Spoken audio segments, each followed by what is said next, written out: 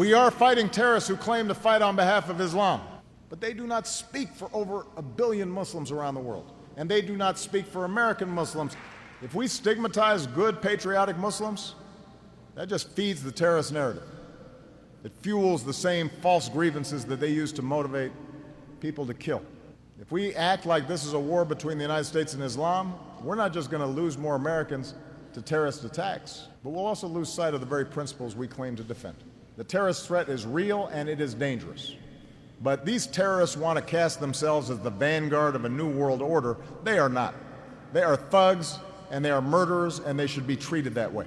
Today's terrorists can kill innocent people, but they don't pose an existential threat to our nation, and we must not make the mistake of elevating them as if they do. That does their job for them. It makes them more important and helps them with recruitment. We need the wisdom to see that upholding our values and adhering to the rule of law is not a weakness. In the long term, it is our greatest strength. The United States of America is not a country that imposes religious tests as a price for freedom. We're a country that was founded so that people could practice their faith as they choose.